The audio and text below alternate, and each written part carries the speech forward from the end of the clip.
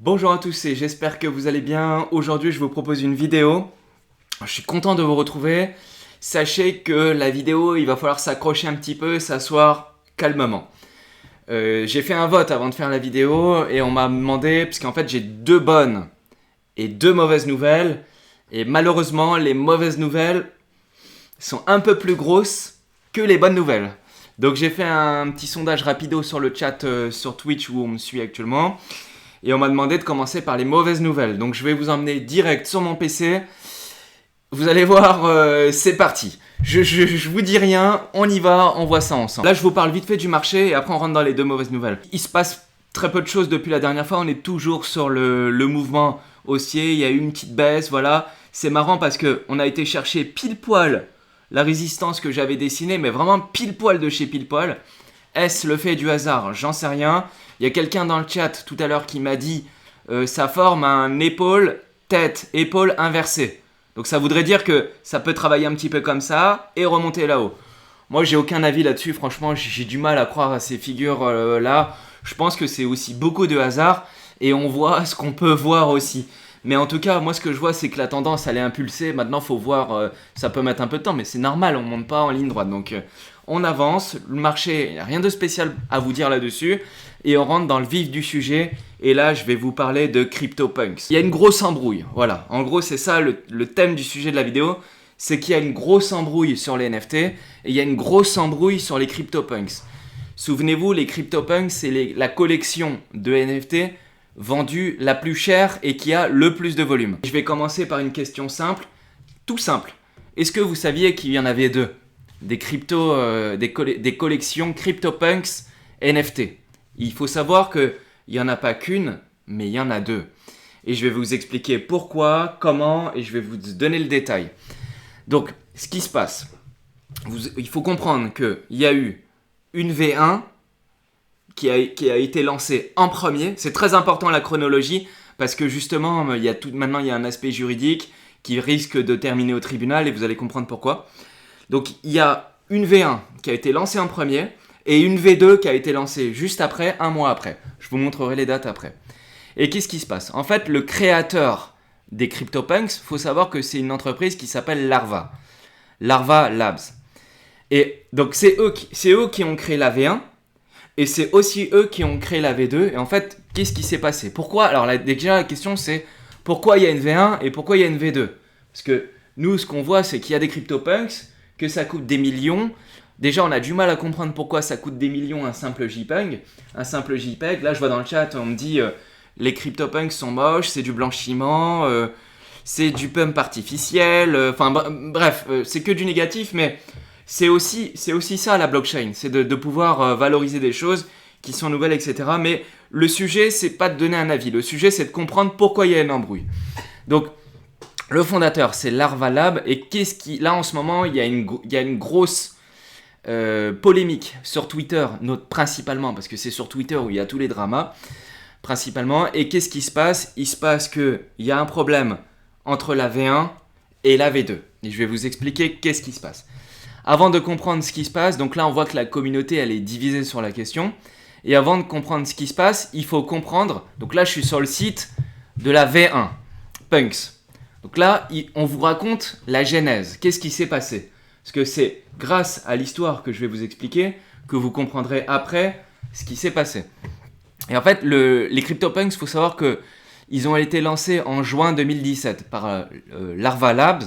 Et à l'origine, ils étaient gratuits pour toute personne qui possédait un portefeuille Ethereum avec du gaz, etc.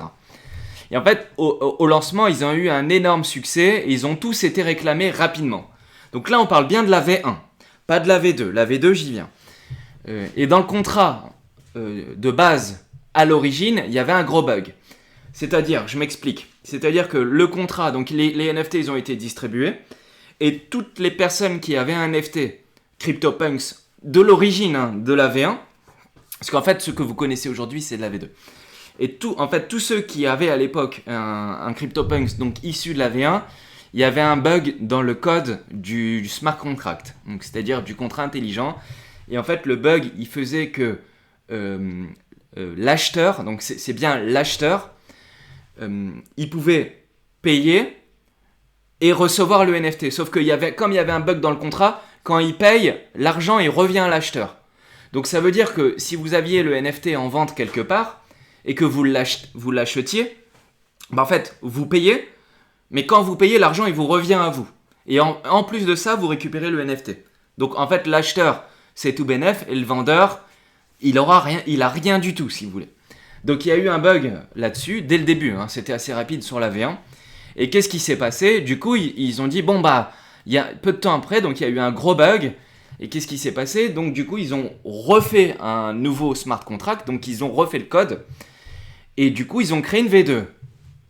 Et qu'est-ce qu'ils ont fait? Ils ont repris tous les V1 et ils les ont mis sur un nouveau smart contract de la V2. Et c'est ça qui a été popularisé et il est connu aujourd'hui sur cette forme-là.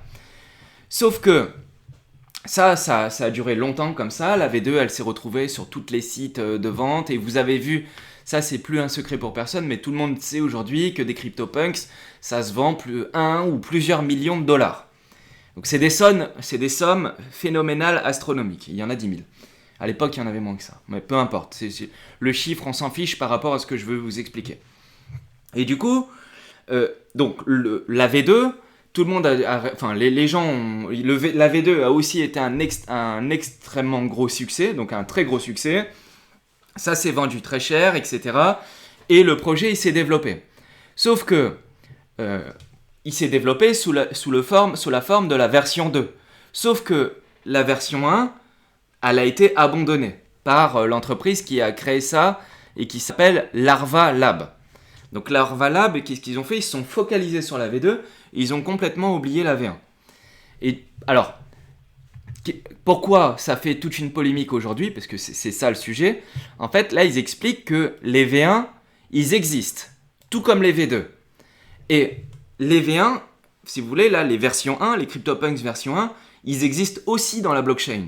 Et comme ils existent aussi dans la blockchain, vous pouvez, à juste titre, les acheter, les vendre, faire ce que vous voulez, puisqu'ils existent sur la blockchain, ils ont un propriétaire, et le code, en fait, il y a des développeurs qui se sont remis dessus, et le code, c'est que la V1, du coup, il y a des développeurs, mais qui viennent pas de chez Larva Lab.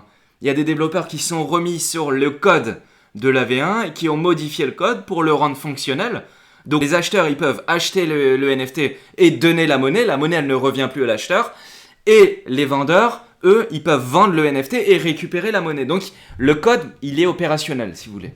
Donc, qu'est-ce qui se passe? Vu que le code, il est opérationnel et que la V1 fonctionne bien, qu'est-ce qui se passe? Il a été mis en vente sur les exchanges. Et quand je dis les exchanges, c'est OpenSea, Rarible, etc. Et du coup, sur OpenSea, parce que c'est là où il y a tout le volume, c'est sur OpenSea, le truc, c'est que sur OpenSea, vous aviez en train de cohabiter les deux collections en même temps. Et comme les deux collections, elles cohabitent en même temps, en fait, vous avez la société Larva Lab qui s'est plaint. Et notamment, le gars, il s'appelle John Watkinson. C'est lui, là, que vous pouvez retrouver. Ce gars-là, en fait, il s'est plaint. Et vu qu'il s'est plaint, il a fait supprimer les NFT de la V1 sur OpenSea. Et vous voyez, je mettrai dans la description toutes les sources et vous pourrez aller voir ça. Mais en gros, il y a même un contrat qui parle sous couvert d'avocat avec une assignation, etc. Ça va quand même assez loin. Évidemment, histoire de gros sous, propriété intellectuelle, c'est normal que ça va loin. Donc le truc, c'est que en premier, ce qu'ils ont fait, c'est que Larva Lab, ils ont essayé de les faire interdire. Ça a marché. OpenSea, ils ont vu le truc de l'avocat. Qu'est-ce qui s'est passé? OpenSea, ils ont retiré la V1 du marché pour ne laisser que la V2, pour éviter que les deux ils viennent se concurrencer et que ça fasse tout un pataquès et que in fine, à la fin, qu'est-ce qui se passe? Plus personne n'y comprend rien et le prix go down vers le sud et il se fasse massacrer. En gros, c'est ça. Donc, ils ont eu gain de cause. OpenSea, ils ont retiré les NFT de la V1, mais, et c'est ça qui est important, si vous voulez, les mecs de la V1, ils ont continué à se plaindre, et vous avez ce gars-là notamment, qui dit que, en fait, vu qu'ils se sont plaints, et que OpenSea a retiré la V1 de la plateforme marketplace de vente, et ben en fait, le truc, c'est que ils ont été les mettre en vente chez LuxRare. Et LuxRare, c'est une nouvelle plateforme, je vous l'avais montré. D'ailleurs, je fais une parenthèse, mais LuxRare, c'est quelque chose que je regarde de très près. Et je pense que je vais en acheter. Le token, il s'appelle Rare. C'est un truc à haut potentiel, j'aime bien, etc. Mais j'ai pas encore fait l'analyse. Je garde ça sous le coude, mais perso, ce projet-là m'intéresse beaucoup. Parce que c'est un concurrent OpenSea et eux peuvent faire la diff. Mais peu importe, on n'en est pas là. C'est encore sous les radars. Personne, enfin, il y a encore peu de monde qui connaissent LuxRare, etc. Là, je vous lâche un petit truc entre amis, on va dire ça comme ça. Mais j'ai rien acheté et je vous encourage pas à acheter. Je vous encourage juste à faire des recherches. C'est tout ce que je peux vous dire. Parce que moi-même, j'ai pas fait la recherche par rapport au token. Je peux juste vous parler de la plateforme. Donc là, eux, qu'est-ce qu'ils ont fait LuxRare, ils ont été très malins. Eux, ils ont dit « Ah mais vas-y, mais t'inquiète, V1 Punks, le mec là qui s'appelle V1 Punks, c'est lui qui s'est occupé de retoucher le code et tout. » Et LuxRare, donc la plateforme concurrent de OpenSea, leur ont dit « T'inquiète, lui et Rarible aussi, il me semble que Rarible a fait la même chose. Ils ont dit « Vas-y, t'inquiète, tes NFT, les CryptoPunks, on va les mettre sur LuxRare. » Et qu'est-ce qui s'est passé? Ça a créé un gros flux. C'est-à-dire qu'il y a eu beaucoup d'achats, beaucoup de ventes sur LuxRare et sur Rarible. Mais Rarible, j'avais vu un article, je suis pas sûr pour Rarible, mais il faudrait que j'aille vérifier. Je vous avoue, j'ai pas trop le temps, mais par contre sur LuxRare, je suis sûr de moi. Donc qu'est-ce qui se passe? Au moment où on parle, vous avez la V2 CryptoPunks qui se trouve sur OpenSea, vous avez la V1 qui se trouve sur LuxRare et peut-être Rarible. Allez vérifier si vous voulez. Et du coup, j'ai dump l'airdrop de Lux. Ah bah t'as fait une erreur, je pense que t'as fait une grosse erreur, la Maroc 61. Parce que, enfin bref, peu importe. On parlera après si tu veux. Et du coup, voilà. Donc il y a un problème, c'est qu'aujourd'hui il y a des CryptoPunks qui se vendent des millions, mais on ne sait plus quel est le vrai, quel est le faux. Tout le monde est perdu. C'est des JPEG. Enfin, ça commence à fuder un petit peu. Ça pue. Il y a des histoires d'avocats.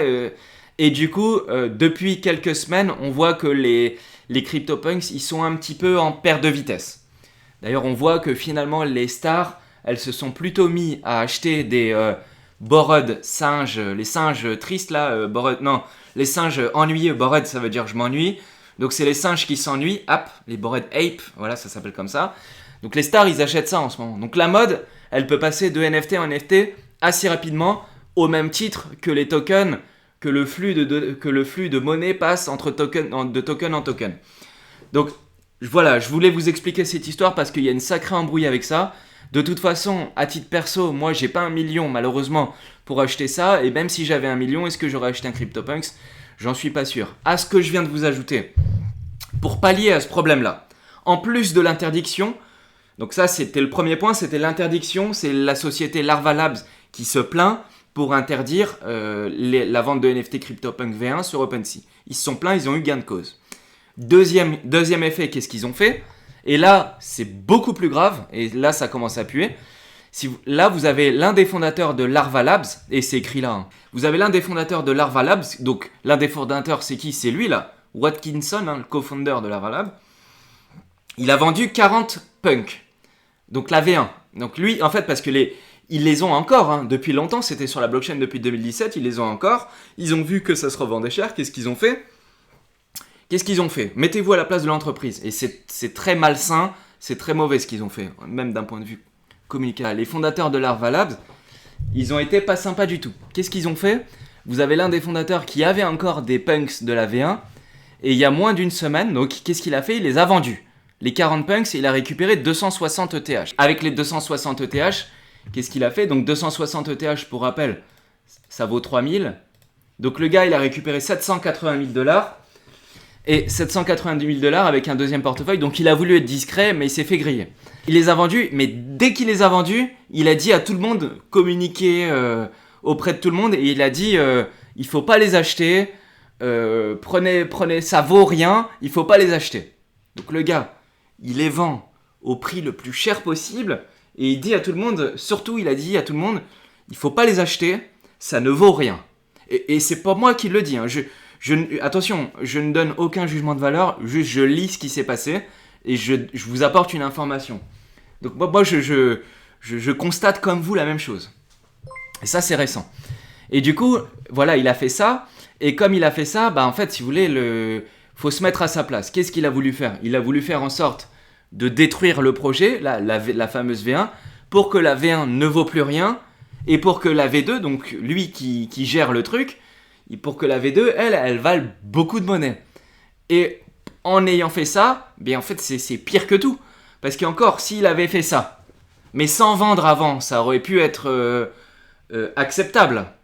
S'il avait rien vendu, il avait juste dit ça parce que c'est la vérité et que c'est le fondateur, parce que c'est vrai, c'est quand même le fondateur, etc. Mais ça, son excuse d'un point de vue éthique, et là il y a NFT éthique, c'est marrant ça, et d'un point de vue éthique, s'il n'avait pas vendu avant, son message il aurait pu s'entendre. Sauf que là il a tout vendu, et quelques jours après il dit non, surtout faut pas acheter ça, ça ne vaut rien. Vous vous rendez compte la gravité de ce qu'il est en train de faire? Et pourquoi il a fait ça? Il a voulu faire ça pour éliminer un peu la V1 pour se focaliser sur la V2. Donc voici la première mauvaise nouvelle du jour. Donc ça forcément, vous vous rendez compte, ce genre d'histoire, ça fait mauvais bruit dans le domaine de la blockchain et des crypto-monnaies. Franchement, c'est une news quand même qui est très négative. Et là, il y a Paul Denis dans le chat qui me dit qu'il a tué son projet. Bah franchement, on va dire qu'il s'est mis une balle dans le pied. Après, il y a encore un petit peu plus de détails et tout ça, mais il n'y a rien de plus que ce que je viens de vous annoncer. Sauf que la communauté, là, du coup, forcément, vu ce qui s'est passé, la communauté des punks et ceux qui possèdent les NFT et tout, bah ils se disent, attendez, là, nous, on n'est pas d'accord, c'est pas bien, machin, etc. Du coup, ça crée deux clans, le clan de la V1, le clan de la V2. Vous vous rendez compte, le pataquès, c'est très négatif. Voilà, ce que je peux vous dire, c'est que c'est très négatif. Après, je suis pas là pour juger qui que ce soit. Il y a que Dieu qui peut juger, hein, on va dire ça comme ça. Donc moi, je juge personne, juste je vous dis ce qui se passe. Deuxième mauvaise news, parce qu'il y en a deux mauvaises et après il y en a deux bonnes. Deuxième mauvaise news, c'est le protocole KiDAO. Alors, je crois qu'en japonais ou en chinois, ça doit se dire KiDAO, ça doit se dire comme ça, je pense. Ils se sont fait hacker. Donc ils se sont fait hacker, hein. Ça commence à faire beaucoup de hacks dans la DeFi, hein. Et là ils disent qu'ils confirment. Donc là c'est le message, le protocole de manière officielle qui est créateur du MAI, donc le MAI. Ils disent qu'ils confirment que tous les fonds sont en sécurité, donc dans KiDAO, mais le protocole il s'est quand même fait hacker, je vais vous expliquer pourquoi, comment. Il dit qu'aucun utilisateur n'a été affecté. Alors je vais le lire en français. Nous sommes conscients que d'autres jetons sont concernés. Et oui, alors je vous dis pourquoi, parce que les jetons qui sont concernés, en fait, c'est les jetons de la team.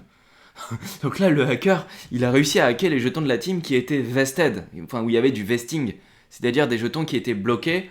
Et du coup, ils ont réussi à prendre la monnaie de la team. Donc du coup, ils disent, ben voilà, ils sont en train de mettre à jour... ils disent qu'ils vont mettre à jour, ils vont donner plus d'informations quand il y aura plus d'éléments, et ils ont tout de suite fermé le bridge. Voilà, ils ont bloqué le bridge pour éviter, vous avez vu la dernière fois ce qui s'est passé, avec le vol de 120 000 ETH, je vous avais raconté pendant longtemps ce qui s'était passé. Tout de suite, premier réflexe, on bloque le bridge, parce que c'est là qu'il peut y avoir des problèmes. Et puis après, ils disent, voilà, on vous remercie, etc. Crypto Farmer, 150% API sur de l'emprunt de Link en ce moment. Je ne savais pas que c'était KiDAO. Ah oui, mais là, faut faire très attention à ces protocoles-là. Et bon, alors moi, je faites ce que vous voulez hein, sur la DeFi. Le public connaît mon avis par rapport à ça. Voyez entre vous si vous voulez y aller ou pas. Et là, ils disent que le contrat d'acquisition de Superfluid pour le protocole QI a été exploité. Donc en fait, c'est le contrat Superfluid qui a été hacké. C'est pas tout le protocole, hein. C'est juste le Superfluid. Et il dit que les fonds des utilisateurs sont en sécurité. Donc rassurez-vous, je vois que dans le chat, il y avait peut-être quelqu'un qui farmait. Si vous farmez, faites gaffe, mais en tout cas, pour l'instant, c'est en sécurité. La seule galère, c'est qu'ils ont fermé le bridge. Donc, essayez de gérer un peu votre sécurité comme vous pouvez. Mais voilà. Et il faut noter aussi que... Alors, c'est un protocole où il y a beaucoup de monnaie quand même. Il y a 265 millions de dollars. Et ça, le MAI, le Key protocole, le Chi protocole, c'est un protocole qui est en pleine évolution, qui est sur la blockchain Phantom, Polygon, Solana, Moonriver, Chronos et Avalanche. Et il se classe 109e au niveau de DeFi Lama, au niveau des montants de TVL qui sont mis dans le protocole. Et surtout que c'est un protocole qui est en forte augmentation. Et je voulais vous dire de faire quand même attention sur ce protocole-là, parce que en fait, ils sont affiliés, donc ils se font de la pub entre KiDAO et le protocole AV. Ils sont partenaires commerciaux, si vous voulez. Et comme ils sont partenaires commerciaux, forcément, ils vont se faire de la pub de l'un à l'autre. Et comme ils vont se faire de la pub, et voilà, si c'est un petit protocole qui vient de se faire hacker, voilà, moi si j'ai un message à dire, le plus important dans la blockchain, dans la crypto-monnaie, c'est la sécurité. Et il y avait André Cronge, le fondateur de Yearn Finance, il met souvent des alertes. Il avait mis des alertes à l'époque sur le bridge de Polygon qui s'était fait hacker. Il avait aussi mis des alertes à l'époque, plusieurs, sur AAV. Et ce protocole-là, il n'en avait jamais parlé. Mais il faut quand même se méfier de... En fait, la DeFi, c'est bien, parce que ça peut apporter beaucoup de rendement. Mais il y a quand même le risque du protocole. Et le risque du protocole, on voit quand même que la recrudescence de hacking, de contrats, elle monte quand même en flèche. On voit des hacks maintenant je vais pas dire toutes les semaines, mais au moins plusieurs fois par mois, on va dire ça. Je peux vous en trouver plusieurs fois par mois. Et donc, faut faire très attention avec la DeFi, pas tous les œufs dans les mêmes paniers, etc. Mais en tout cas, il y a Crypto Babou dans le chat qui me dit j'y suis. Alors fais gaffe à toi. Et notez bien que quand même que ce que je veux vous dire, c'est que comme il est affilié à AAV, en fait, AAV envoie des jetons sur ce protocole-là, par les volts qu'ils ont créés et tout ça. Donc si vous êtes sur AAV, attention, hein, j'ai rien contre AAV, je m'en fiche complètement.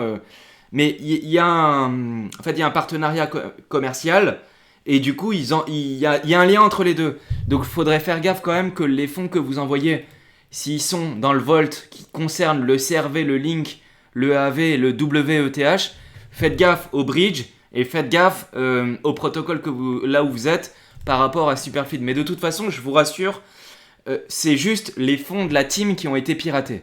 Alors ça fait chier pour eux, mais heureusement, pour une fois, et ça c'est quand même assez rare, pour une fois les utilisateurs sont en sécurité, pour l'instant, mais on fait quand même attention avec ce genre de truc. À quand une assurance qui assure les hacks crypto? Binibar. En fait, on en parlera après si vous voulez sur Twitch. Bonne news, cette fois on passe aux bonnes nouvelles. Cette fois c'est PayPal, ou PayPal, je sais pas comment ça se dit, PayPal, qui crée un conseil consultatif pour soutenir ses ambitions en matière de crypto et de blockchain. J'ai trouvé l'article officiel, et c'est génial parce qu'en fait PayPal, là, ça y est, ils sont dans le cœur du sujet, ils veulent rentrer dans la blockchain, dans les crypto-monnaies, et ils sont équipés de personnes compétentes en la matière, et pour ça, ils ont embauché des personnes pour créer un conseil spécifique. Et les personnes, c'est eux, et c'est des personnes qui sont assez... qui ont un parcours très conventionnel, si on peut dire ça comme ça. Donc c'est des personnes qui viennent de MIT, Harvard, etc. En fait, c'est des intellectuels, on peut dire ça comme ça. Et donc après, les intellectuels, ils mettent en place des équipes pour driver un projet, etc. Et surtout, ce qui est intéressant, c'est de voir qu'ils ont créé un conseil consultatif interdisciplinaire pour la blockchain, les cryptos et les monnaies numériques en CBDC. Donc là, potentiellement, ils s'intéressent à mettre même un dollar CBDC directement sur PayPal en crypto et tout. Et là, ils sont en plein dedans. Donc ça avance. Les cryptos au grand public, ça avance et on est sur le bon chemin. Ça, c'est quand même une excellente nouvelle. Et la dernière des bonnes nouvelles, c'est l'application Cash App. Alors Cash App, c'est une application qui est principalement utilisée aux États-Unis, voire même, je pense, quasi exclusivement que aux États-Unis. Et on voit qu'à chaque fois qu'il y a une pub, la pub elle est faite par Cash App. Je vous en avais montré une récemment avec un gars qui faisait du MMA qui dit je me fais payer avec Cash App et tout. Et en fait c'est eux. Et le truc c'est que eux, ils vont intégrer le réseau Lightning Network pour envoyer directement du BTC, du vrai BTC, de pouvoir envoyer du BTC à tout le monde. Et ça va être actif là dans quelques semaines, 1, 2 ou 3 semaines, dans tous les États-Unis, sauf New York. Alors, pourquoi sauf New York? J'en ai aucune idée parce que le truc c'est qu'en plus à New York, le maire il est plutôt favorable pour les cryptos. Donc là, à mon avis, c'est une question de juridiction. Mais là, nous on est français, voilà, c'est un peu lointain pour nous, mais en tout cas, c'est intéressant de savoir que y a une application qui va autoriser le Lightning Network et c'est pas n'importe quelle application. Notez bien que qui est derrière Cash App, qui est derrière cette application, c'est Jacques Dorsey. Est-ce que c'est écrit? Oui, c'est ça. C'est Jacques Dorsey, et Jacques Dorsey, c'est l'ancien PDG de Twitter, qui a quitté Twitter l'année dernière pour se focaliser sur ses activités, notamment sur Block. Et Block, c'est l'entreprise qui gère et qui drive, qui possède l'application Cash App. Donc très bonne nouvelle, très très bonne nouvelle. J'espère que ça vous a plu. Si ça vous a plu, petit pouce. Je vous dis à la prochaine, dispo sur Twitter ou Twitch. Et c'était un plaisir de pouvoir vous voir sur YouTube. À plus YouTube.